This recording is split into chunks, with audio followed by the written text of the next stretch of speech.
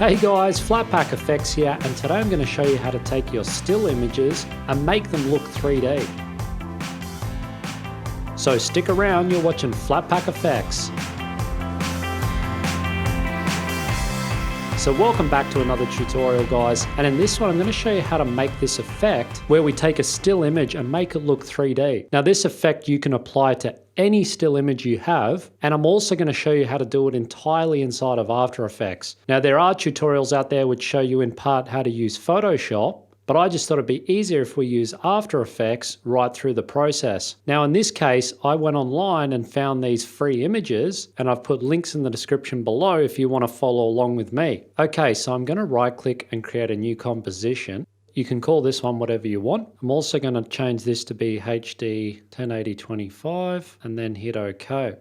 Next, I'm going to take my image and drop it straight into the composition. Then I'm just going to simply just resize this so it roughly fits in our composition. Now, the first thing we have to do is separate our image into different layers. So the way we do this is we're firstly going to duplicate this layer down here and turn off the bottom one. And I'm going to cut out this guy here. So I'm going to use my pen tool and just draw a really rough mask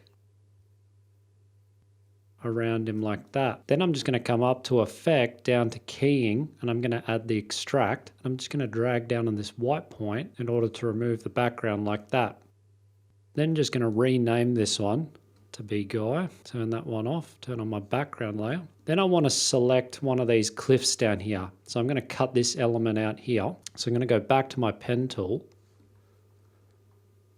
And I just want to start drawing a mask around the outside of my layer here. Now, if you're new to masking, I will be doing a masking video soon, but in the meantime, the key with this is just to keep making small little changes. So if I click, I create a point. If I click and drag, I can create a curve to my layer. So use that to get around corners and follow the contours of your shape. I'm also using my space bar to move around with my hand tool. And then we've created our first shape here.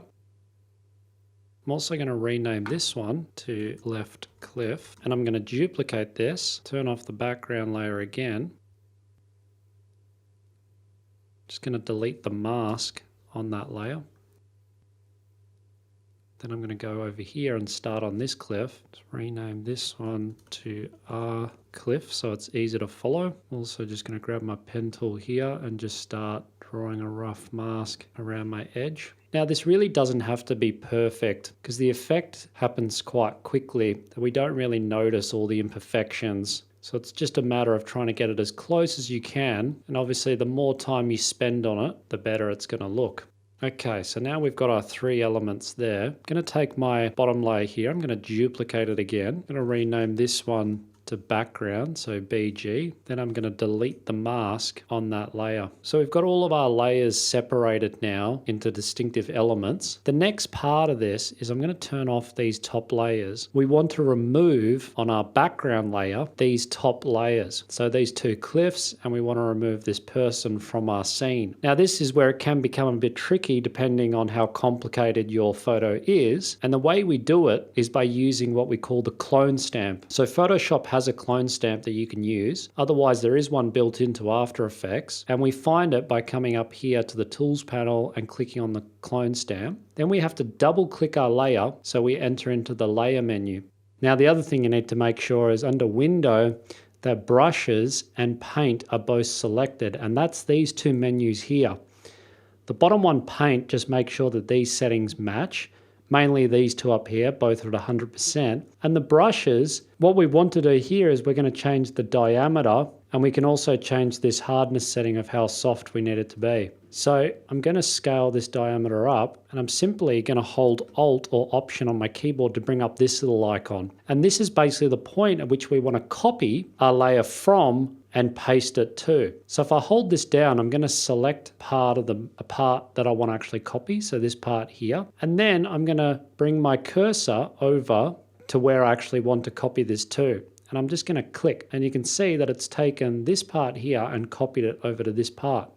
If I continue to click through, it's continuing to move back at that same angle. And you can see that if I now move over here, I can take a section from here and repeat that process. So you can see I've removed that top part. Now the key with this is to keep moving the section of where you keep taking that part from. Now this does take a little time just to slowly work your way through, but if you make a mistake, just use your Control Z to go back.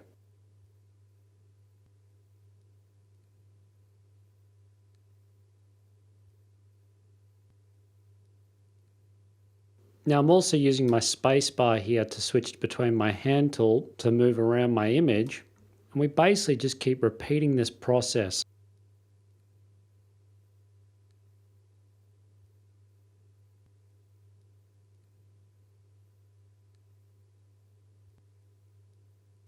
Now the other good thing about this, for these cliffs, you don't have to completely remove them. We only have to remove around the edges because we're not going to see the entire thing behind. So it's just a matter of slowly working through this till you start to get something you're happy with.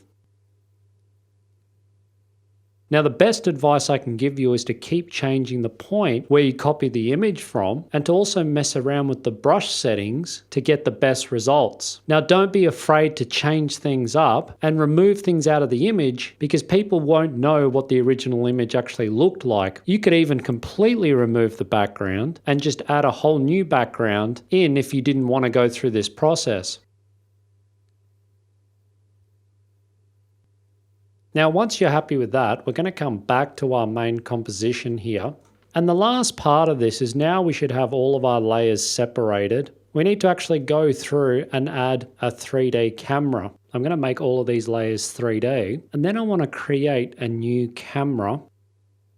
And I can just set this to be 28mm and hit OK. And then we want to click on this button here and change this to be 2 views horizontal. That's going to bring up these 2 windows here. Now what we need to do is we need to select our different layers and separate them out into the 3D space. So our most distant image is going to be our background, obviously. I'm going to select that layer and shift it into the distance here. I'm also going to hit S on the keyboard and just scale this up just so it fills the back of our frame again. Then I'm going to grab our left cliff here and I'm going to move that closer to camera. And I'm also going to scale this one down this time, just so it fills the edge of our screen. I'm going to leave the person image where they are, and I'm also going to grab this right cliff, just move this one back slightly, and then scale this up.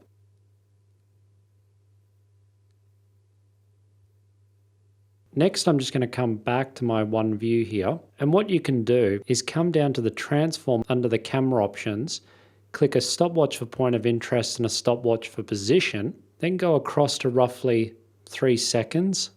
Bring the end of your composition in by hitting N on the keyboard. Create another 2 keyframes. Then I'm going to go to my camera tool and I'm simply just going to move this around. And you can see this effect already starting to work. I'm going to go back to my original keyframes and go the opposite direction.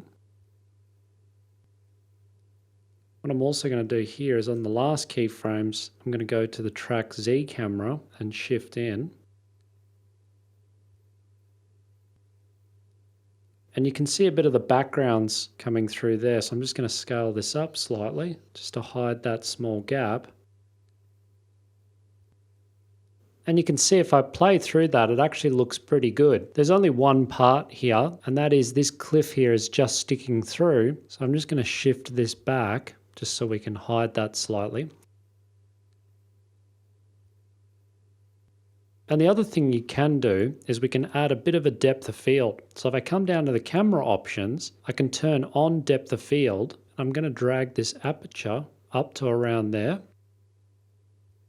And then I can shift the focal distance just so my person and this rock are in focus. And when we play through that, this is what you have now. So that looks much better than what we had before. There is a bit more touching up work that I could do on the background just to tidy that up, but overall that looks pretty good. Now there's one more element I can add to this, and that's to actually add a little bit of movement into my scene by animating things within my scene. So a really quick way to do this is to select the thing you want to move, come up to the puppet pin tool, and I'm just going to draw some pins on my character here.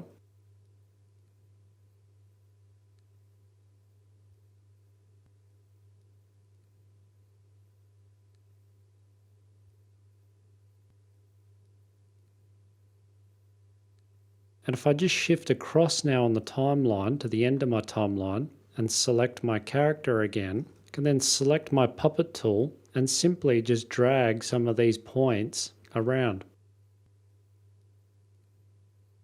And that's just going to add a little bit of movement to our scene. So that's how we actually create this effect. Now I also applied this same principle to this image here of these fighter planes, and I separated out the layers from my background, and then I add a little bit of depth of field and a bit of movement on my planes, and this is the effect we get. So there you go guys, I hope you've learned something in this tutorial. Thanks very much for watching, and remember, Flatpak Effects is the flat pack anyone can build.